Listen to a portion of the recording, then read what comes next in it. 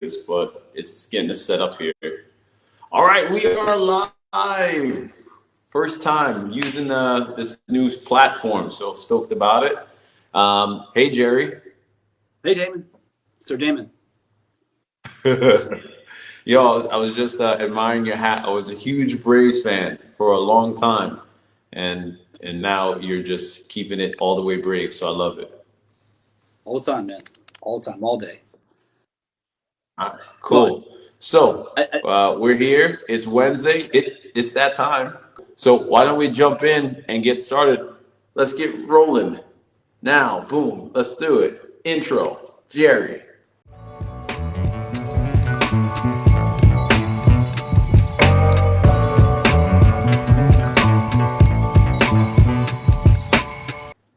This is the Foxy and Faith podcast with Mr. Foxy himself, Sir Damon of California, and Mr. Faith, Jerry of South Georgia, where we discuss everything from fatherhood, family, faith, fulfillment, and finance, and hopefully tying it all together with a bit of humor and a modicum of civility.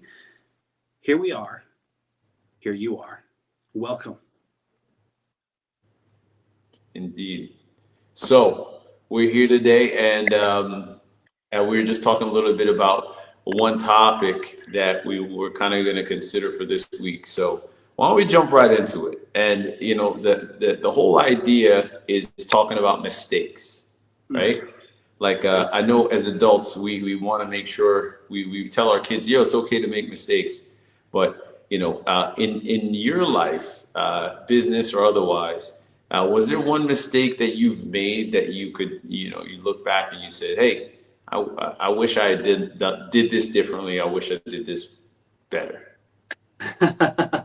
So not necessarily any one particular business transaction that I've had that I've learned a lot of lessons, but here's what I do tell my children, or at the very least, if I could go back as a young person in school, this is what I would have done for myself. I would have started the habits of finding out more information instead of always assuming that I have everything I need to know. For example, I was not a very good student at the school that I went to. And instead of pursuing other avenues of interest that could have benefited me in the long run, I became very frustrated and I dropped out of high school. And you can still go to any school that you want if you drop out of high school and get your GED. Any college that you're willing to pay for will let you in, or any community college. If you pay them, they will take you. So that wasn't a hindrance. But what I wish that I would have done differently is I wish I would have done it earlier. I wish I would have dropped out at 14, or at the least graduated at 14, started college at 14, or trade school at 14, and then been done with all schooling between 16 and 18. Because I wasted a lot of time going to school. The job that I'm in now, the career field I'm in now, you don't have to have any degree. You just have to have some common sense, know what you're doing, be comfortable with a computer. You have to be able to use a calculator and put a couple of sentences together. It's not, what I do is not rocket science by any means, but I wish that I would have done that differently. I wish I would have left school earlier and stopped wasting my time. Okay, and that's cool. Hey, I'm over here because right now my reception's not that great, but I get it. I hear what you're saying. Like, pretty much overall, you're saying that. How's that? Can you hear me? Okay. Yeah, man, absolutely. All right, it's a little bit better. So you're saying that, yeah, you would have probably went a little bit earlier into a field or some kind of endeavor that would have been more interesting to you, and you wouldn't have thought like that was it. It was the end all be all for you. Exactly. Okay, cool. Yeah, I could see that. I could see that kind of like being a theme for most people, right? Like when when you're older, you have the benefit of looking back, and they say hindsight's 20/20. But Right. the magic that I think is like when you get older, you just want to help your kids make the adjustment a lot faster, right? Absolutely. And Absolutely. yeah, so I that's really don't cool. want to see I don't want to see my kids wasting their time. And this stupid, I say stupid, it's this in between thing, right? This being unsure and waffling. And I waffled for years. That Yeah. was a waste of time. School is not, Yeah. I'm not school or education is always, I educate myself every day, as a For lot sure. of people do. So education is not a waste of time. School is not a waste of time. I was wasting my time waffling on whether or not I should be there. So I was always kind of half in, half out, and you're just going to get half results. Yeah. That's all. 100%. School is Yeah. not a bad thing. So I'm gonna say formal education. I'm gonna go out to the far right or left or whatever. I think formal education is kind of like obsolete, and I started to feel that way when I was in high school. I enjoyed going to certain classes, and the rest of it I was just like, this is not necessary. However, there was It's no real. other outlet. I couldn't do anything. I worked after school. I played sports, and that was my only access. Otherwise, I wouldn't have had anything to do. And I think, and it's my opinion, but I believe that modern school is over. Like Mhm. school, the way that we used to, like school, the school system is over. Why? Because there's way more information available than there was before. Okay, let's keep it real. We had, if you wanted to get access to higher education, right, you had to go to college because that's where they were teaching the higher ed, the higher skills or the higher theories and things that were upcoming. You had to go to college to get access to that. You had to be around those people. Now, to a certain degree, that's still happening, but for a lot of other stuff, not so much. Mhm. You can learn how to code by going to a class here. You can go on YouTube and someone will teach you how to do that. So I think I think in the modern day it's an antiquated system, and it's becoming that much more every single day, in my opinion. Now, yeah, is there something that we're gonna miss? Sure, but kids don't really have, from what I gather, kids don't really have the social freedom that we used to have, even like a little while ago. So it's like, then what are you missing out on? Go socialize with your brother and your sister or the kids in your neighborhood and people that, believe what you believe. That's what I think. Mm-hmm. Hmm. Yeah, and there's not to put anybody down because every parent has to make that decision for themselves and for their children about what Sure. path they're going to.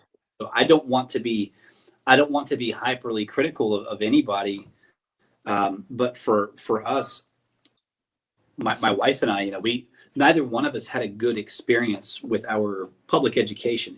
Just call it what it is. It's a free government education, and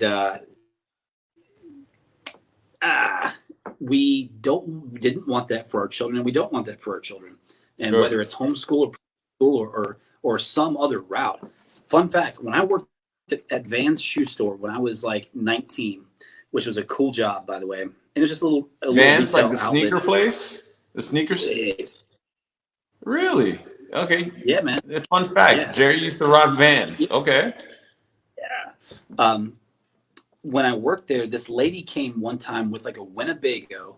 It's like a little Winnebago, and she had, I want to say, 4 kids, maybe 6 kids. There's a lot of kids, and they all pile out of this Winnebago, and they come inside the store, and they're all like, "Mom, can I get this? Can I get that?" Like, yeah, you can get that one, and let's try these on and all this stuff, and they were all happy. The kids were happy, she was happy, and I was like, "Oh, so what's your guys' deal? Where are you guys from?" And I forgot exactly where she was from, but this was their education. She said, "This is what they do for their education.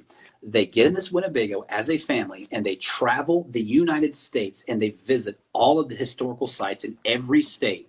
Anything with like a historical significance, that's what they do." And I just thought to myself, like, oh man, if I could do that. Yeah. Just How cool would that and be? how cultured are those kids? How Yeah. experienced are what kind of people do those guys meet like on a daily basis, right?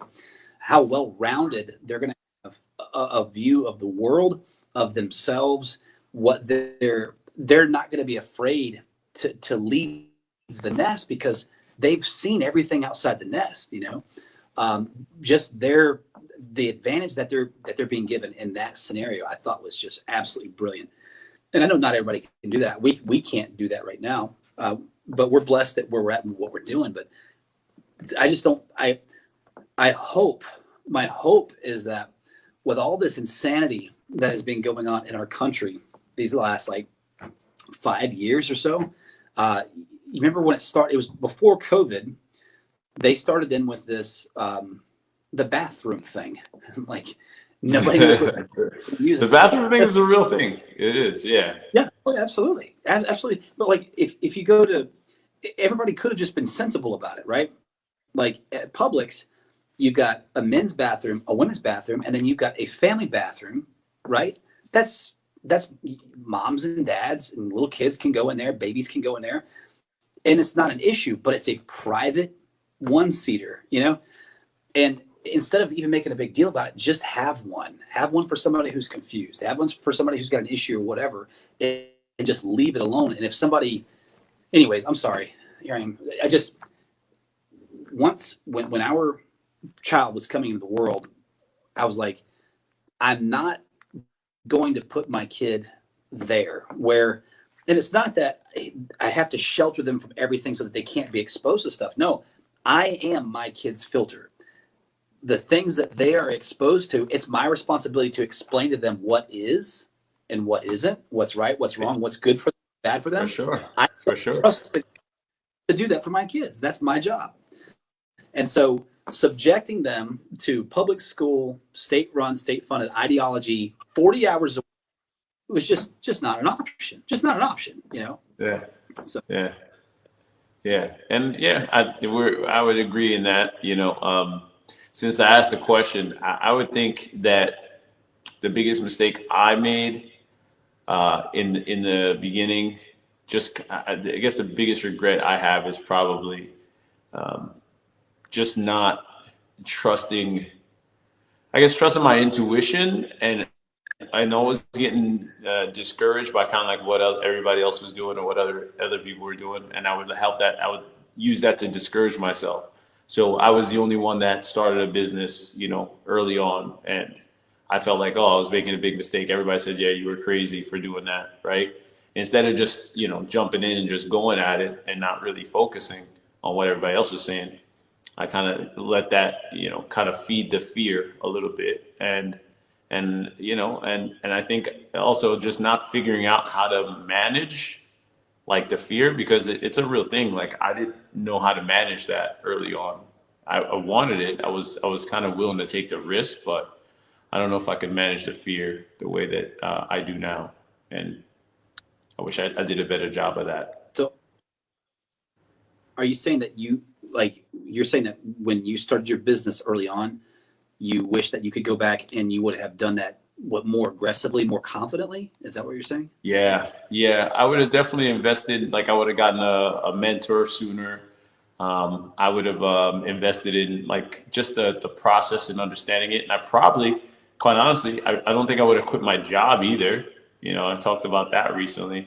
I don't think I would have quit my job. I don't think that's a prerequisite for success. I really don't. Like not having a job. I don't think that's kind of like a thing that people say, kind of like for like like burn the boats hustler thing. But I don't think people need to do that. I think like, sometimes, if you have the ability, it's good to have steady income and then build something that's sustainable and then replace that with the other thing. And it sounds practical, but I didn't do that, and yeah, I made it, but it's like I struggled a lot. And I think that was just my path to take, so I could have these cool stories to say how bad it was in the beginning. But I feel like for a lot of people, they're not doing this. Like if you start a business, you're not starting a business so you can say, oh man, I had this rags to rich story. You're doing it because you want to provide something more for your family, right? And I think, yeah, I probably would have did it different that way. I would have did it differently, for sure. So let me ask you this. Um, Sure. so what was it? Okay, so help me to understand this, because I'm not somebody. I don't I don't have that kind of confidence to charge into a business. In the Mm, past, I have had great things that kind of blew up in my face, and so I have a very strong uh, resistance to being gung ho in almost anything.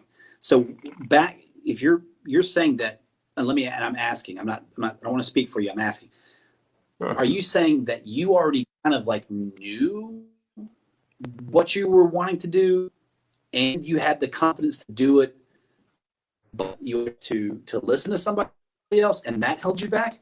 Or you were, you, did you have your mind set on anything? Where did that confidence come in that you could just charge and do it if you would do it all over again? Okay. Yeah. So I think for me, I think I knew what I wanted to do. I just didn't have it honed in. I knew I wanted to have a business. I knew I wanted to kind of be in real estate. And as I got into those things, I kind of, I started to figure out as I went along. But what I'm saying is, in the beginning, when I got started, it was more about just like, okay, now I have this thing. Holy crap! What do I do? Right? Like I got this business. What do I do to grow it? How do I do this stuff? I never did this before. How am I gonna make this happen? How am I gonna pay my bills? I just quit my job. Like stuff like that was some of the stuff that if I had to do it all over again, I probably would not have done in hindsight, because what quitting my job did is it put a lot of pressure on me to immediately like figure out how to do that business. And it really caused me to be like, well, yeah, I'm not getting this business right away. And plus, I'm not making money. So now I'm in panic mode. And it was like, how do I how do I turn this thing on? How do I turn this thing on? And that was hard. That was really, really hard, you know.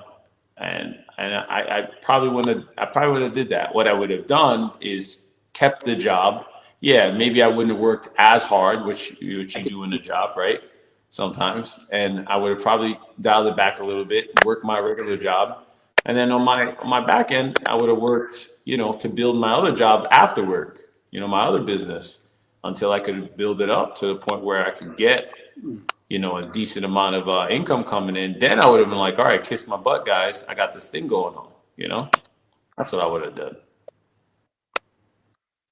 Yeah. Yeah. I don't know why I And have to that's tell them to smart. kiss my That is butt, smart. but There have been yeah. times where I, I know what you meant. You're burning the bridge. You're burning the boat, so you don't have to go back, right? Yeah, yeah, yeah. And that was the thing, in Yeah. being, I, I guess, being younger and being like eager. I felt like for me, and I wonder if this is true for a lot of people too. They think like, okay, it's going to motivate me to do it even more, right? Like if I burn the bridge, then there's no going back.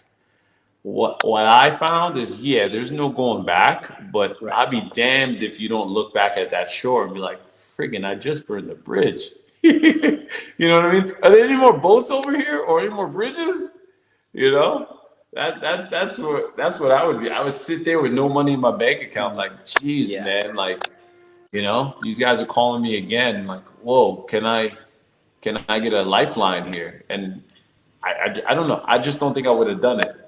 So what I tell my son now is like he's Sure. he's almost 18, and I tell him, I said, look, man, like you want to be on the world tour, and you have a really great opportunity to do that. Most surfers, they don't really earn a very good living. They just don't. Like, it's a lot of travel. There's not a ton of money in it, like endorsements and basketball and so on, compared to the other major sports. So it's just not there yet. So I said, look, if you're gonna have to have a way to take care of yourself and get around to these places. So I'm like, just go ahead and freaking get a business going now, so that way you can have that. And I think that's kind of what I'm thinking, because like if you're on tour, so the way I see it, you're on tour, you're depending on your parents or some sponsor or someone like that. You're always going to feel like you're beholden to them, right? Like you're always, you got a job, and now you can't do anything. And that's where I think people get in trouble. Like income is not that hard to get. It's just you just have to get it going first. You can make income a lot of different ways, not just real estate. People are doing tons of different businesses because there's people that want services. It's just which one can you spend time and then learn how to do and then keep building from there? That's the question. Absolutely. And there was one fun fact. One of the couples that I've married that I've performed their ceremony, they actually had a kiddie pool, and the thing was outside kiddie pool that had the big wooden nipples in the pool. And part of the ceremony, they lit on fire, just like Cortez, because they said, we're never going back. Like, Mm. this is it. We're getting married. We're staying married. We're burning these boats. There's no way to go back. There's only a way forward. I thought that was really cool. But um, the first church that I pastored, I had a full-time salary, but I had never had a full-time pastorate job. So I had a lot of free time to manage, and I had no idea how to do it because I'd never been in that situation before. Right.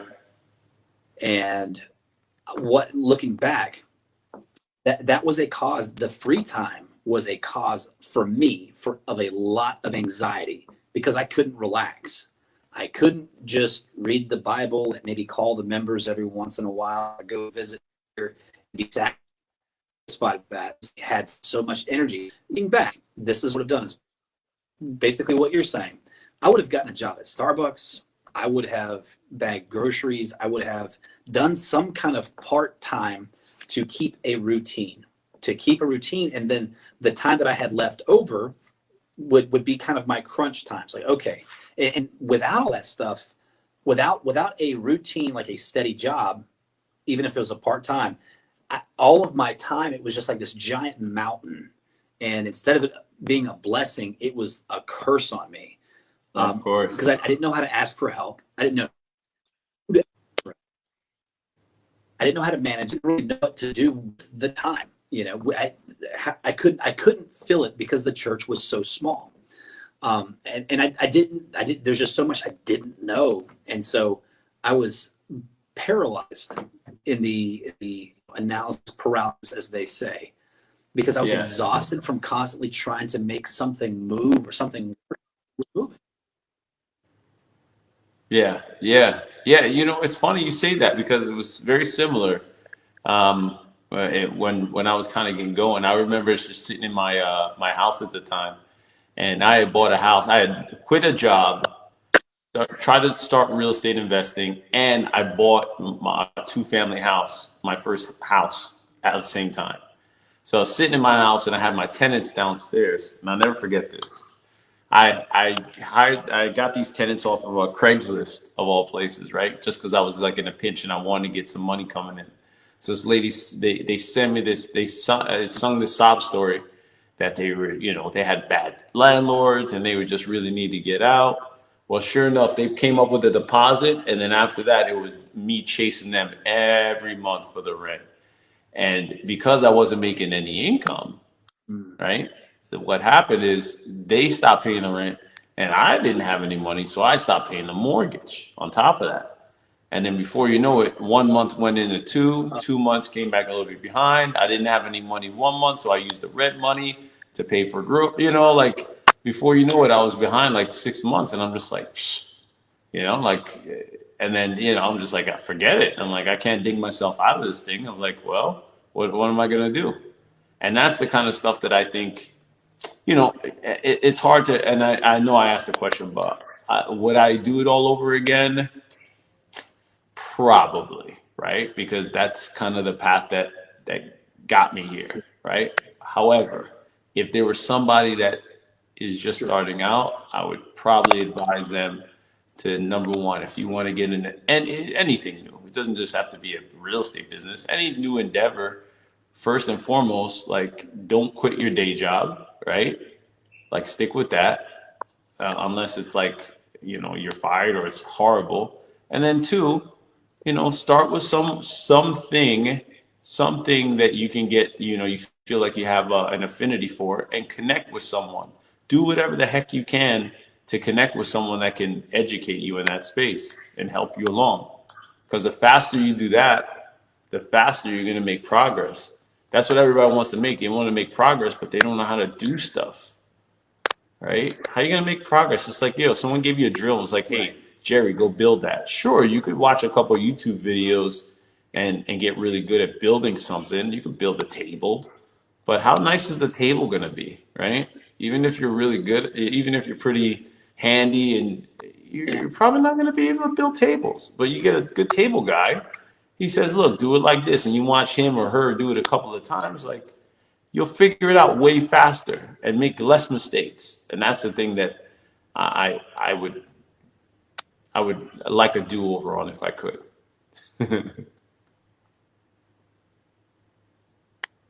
Mhm. Yeah, absolutely. Absolutely. Yeah. Yeah. Giving me Cool. something to, it actually kind of confirms something I've been thinking about. There you go. There you go.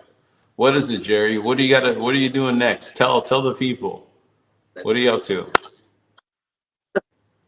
well, so one of my, it's not even a hustle because I'm not hustling. One of my other stream income is pressure washing. And there is a man locally that I do know through a mutual friend through church.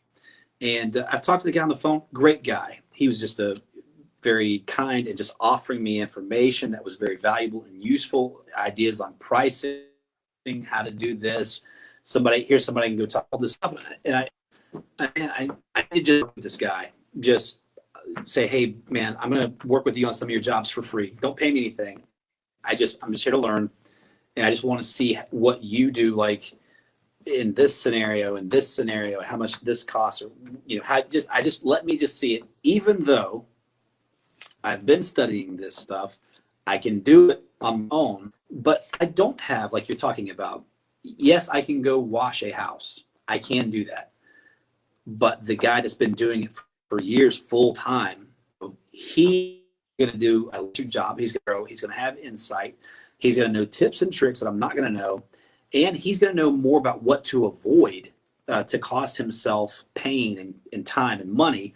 Whereas I am just hoping that I don't cost myself pain, time, and money where it's not Sure. necessary.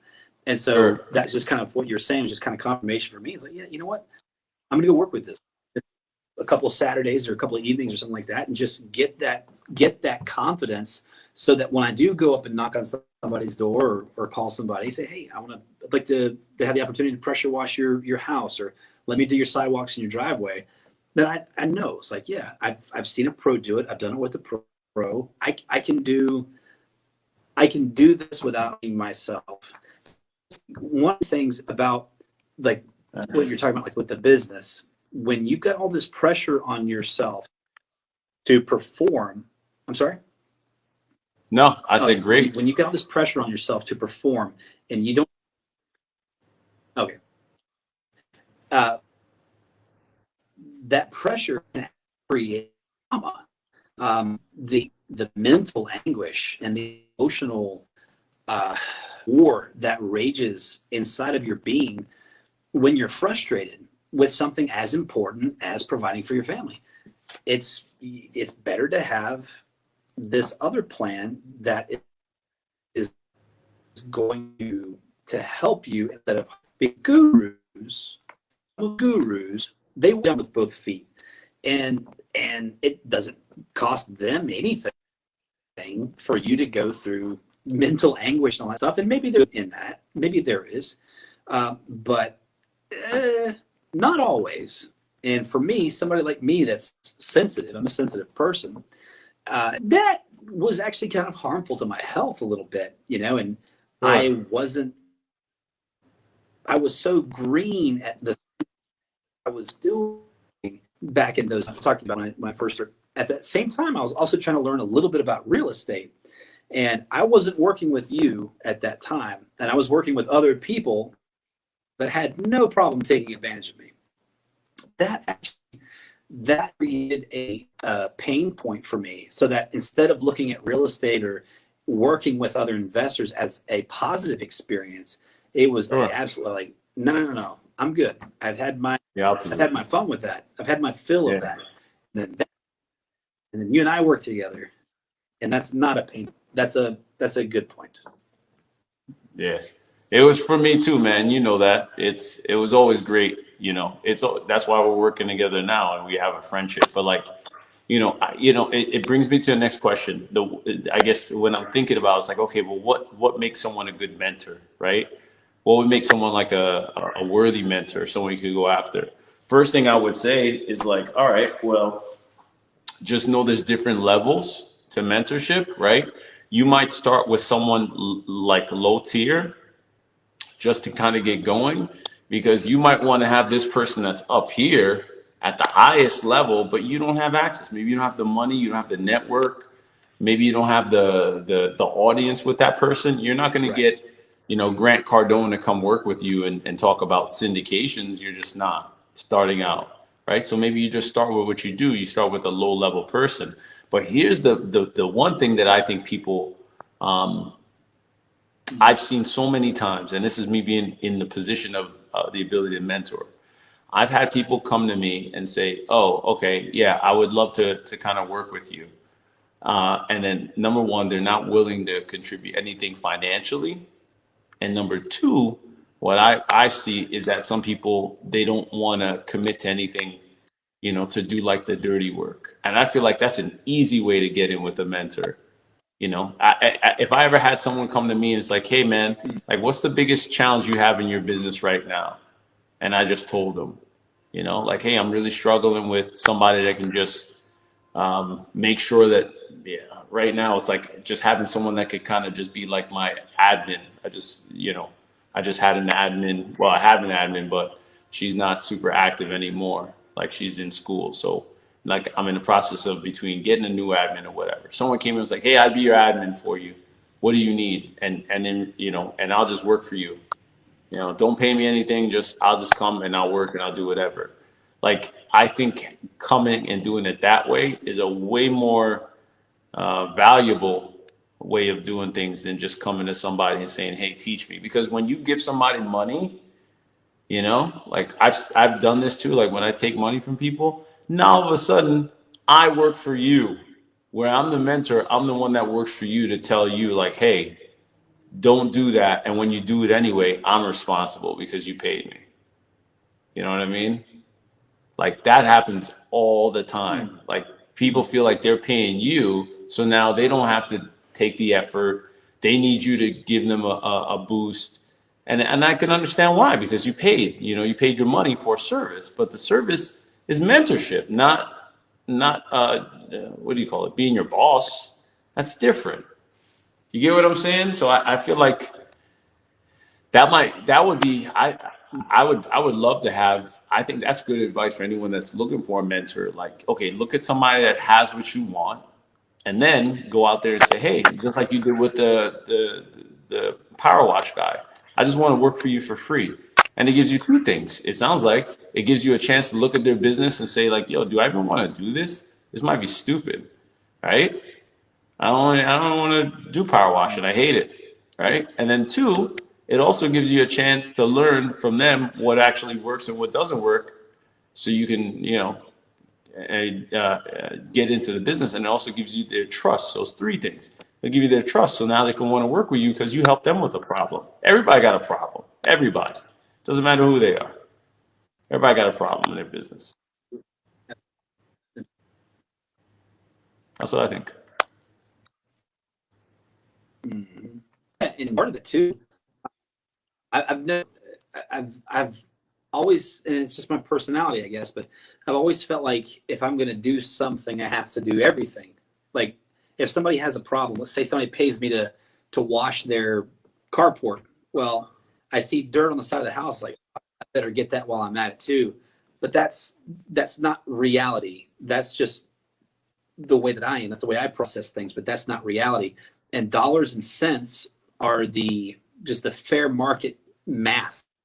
It's the math formula.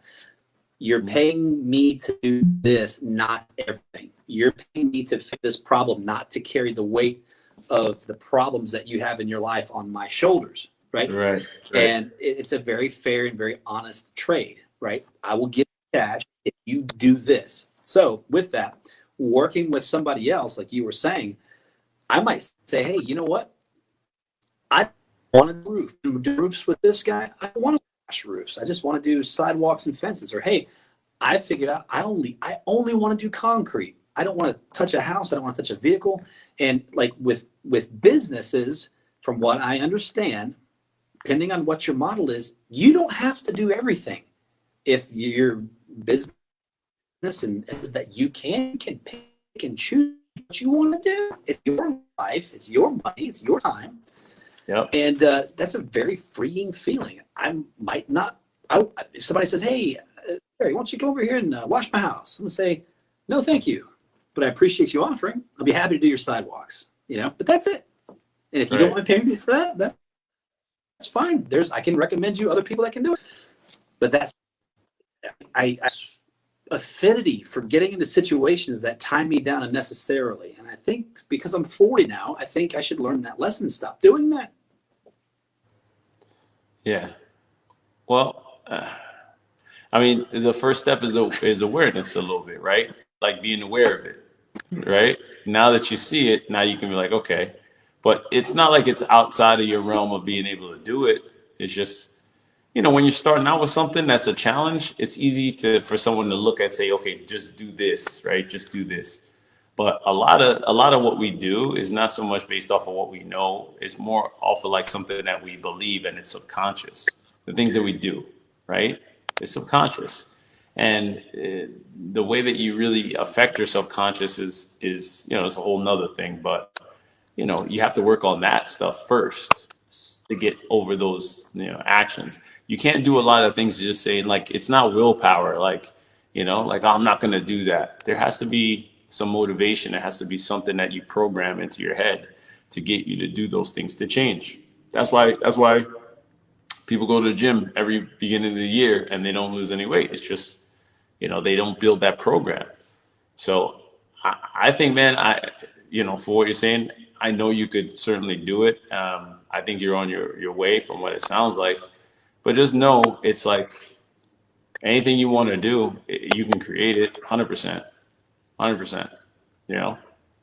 And faith, I think, plays a huge part in that, because what the faith does is it aligns you with your most powerful partner, which is the creator, right? And then, God helps you to create all those other things that you might feel like, okay, maybe it's beyond me. Okay, faith will come and help you to get there, but it's definitely doable, 100%. That's right.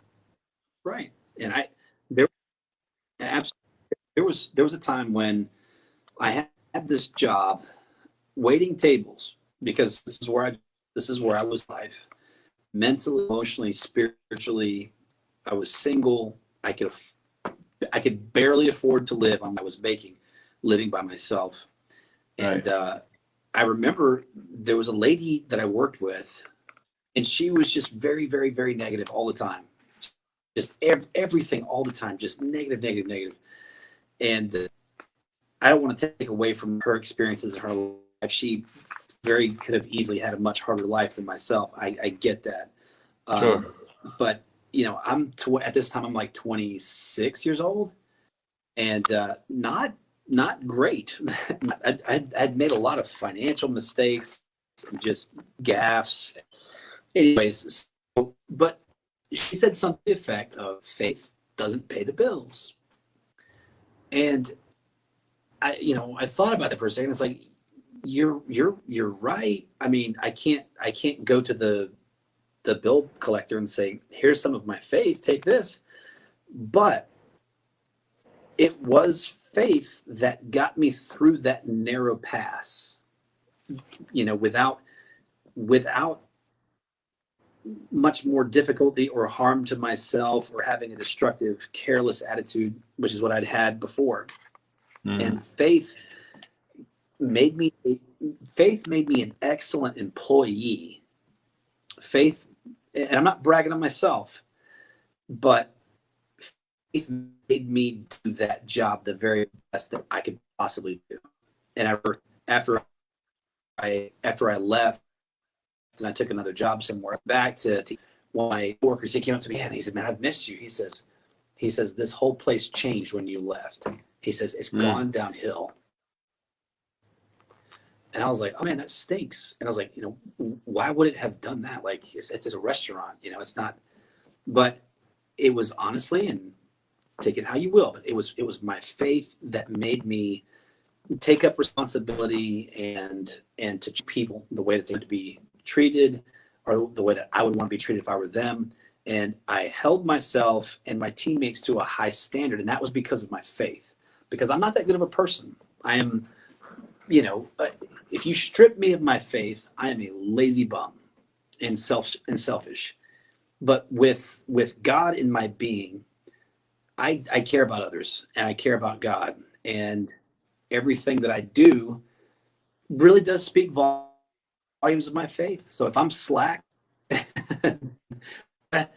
I'm not a faith person, am I? And I'm not saying that I'm perfect. That's not what this is. But faith absolutely does play a role in everything we do. Everything. 100%. 100%. Work hard. And, Lord. go ahead. What did you say? I just said it's a Bible verse that says, work heartily with all your heart as if you were working for God. Yeah. Yeah. I mean, I'm not familiar with the verse, but 100%, I think that's who we are working for. And I think the closer that you can get to that, the more fulfilled you are. Because I've never been more happier than hearing from a customer that, wow, you really made my day. And it was more than just the transaction. Anything I ever did, working in restaurants, anything. When you have that person that says, man, I really appreciate the job that you did. It's never about what you're selling. It's about what you did for that person. And if you strip all this stuff away, if you strip away all the different names of the businesses, the differentiations in the product, all that, at the end of the day, it's people finding out a way to deliver a service or product to people to help their lives seemingly be better, right? And you can't expect me to believe that it's anything more than just God, kind of manifesting His will on the rest of us. It's just in a form that we don't break it down and acknowledge, right? I think we all got to be real. Like all this stuff doesn't really matter. It doesn't. It doesn't matter that much. Like that we've all had cars and got rid of cars, TVs, toys. Those things come and go. But I know you can think of if I had a little bit more time with that person or that relationship, it means something, and that's the magic. So you're definitely 100% right as usual. Wow. It's like going to church with you, Jerry, every single Sunday. I mean, every single Wednesday. See, it even feels like a Sunday.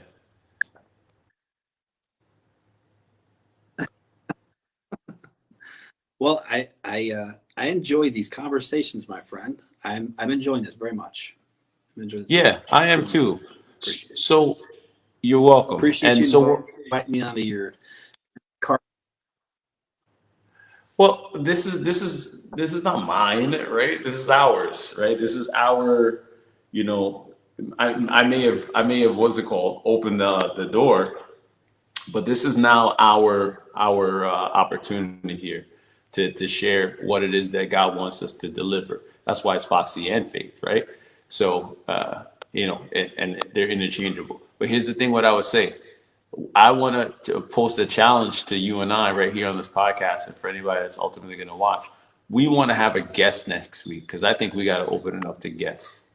Like we're great, but we got to get some people talking about their faith, their experience, their relationship to growth, so to God. So I think we got to get some of that going. What do you think?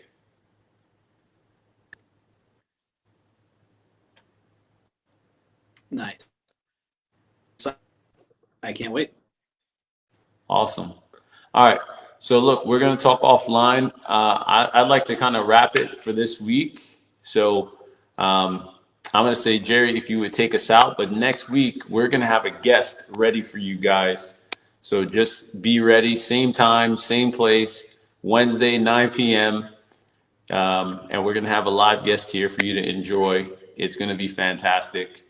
And we're going to have that person on here, same channels.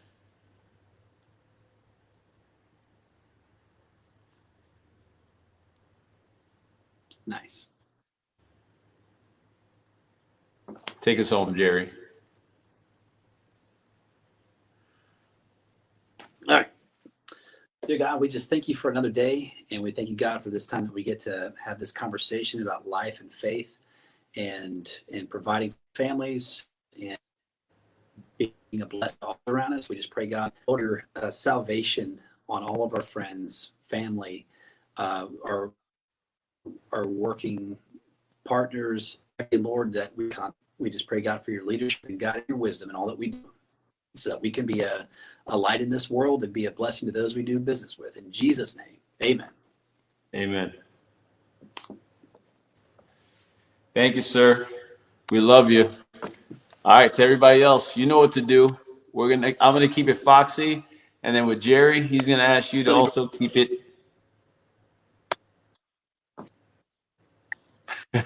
faithful. Till the next one, guys. Ciao for now.